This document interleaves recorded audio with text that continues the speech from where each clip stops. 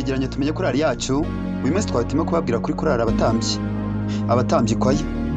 Iki cegeranyo gitambuka ku Ibaba TV5, mushobora no gukurikirana kuri YouTube channel yitwa Abatambyi kwaya Nyagatare.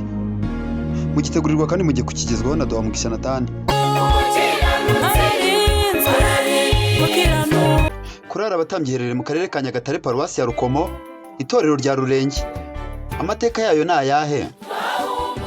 Ahagana mu mwaka w'1978 i Rukomo ho hahoze hitwa Mutara, nibwo hari korali yitwaga Tumaini. Yari igizwe n'abantu batari bake, abenshi muri bo bakaba bari abarundi bari baraje mu Rwanda. Mu mwaka w'1993 abarundi benshi baratahutse basubira mu gihugu cy'u Burundi. Byari nyuma y'amatora y'umukuru w'igihugu cyabo Ndadaye. Icyo gihe korali yasigayemo abantu bake cyane. Mu mwaka w'1994 ikorali nayo yagizweho ingaruka na jenoside yakorewe Abatutsi, aho mu baririmbyi bari basigayemo hasigaye 8 bonyine.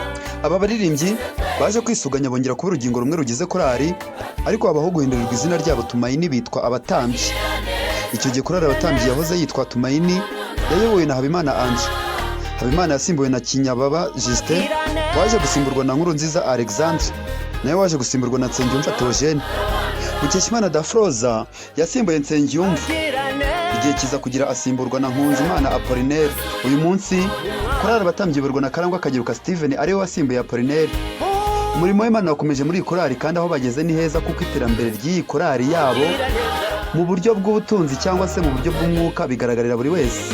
Zimwe mu ndirimbo z'iyi korali wamenya harimo iyitwa Umukiranutsi mwakunze muri benshi, Erega Imana twizeye, Twahumurizwa n'iki, Imana niyo buhungiro, n'izindi nyinshi zose ushobora gusanga kuri YouTube channel yabo yitwa Abatambyi kwaya Nyagatare. Kuri ubu korali abatambyi imaze gushyira hanze umuzigo w'indirimbo yise Umukiranutsi, kandi yabashije kwigurira ibyuma by'umuziki bitandukanye n'uko mu myaka yashize bakoreshaga ingoma gakondo. Ivugabutumwa rirakomeje mu gihugu hose, Yudaya, Isamariya no kugeza ku mpera z'isi yose. Yatangiye umurimo n'izawusoza.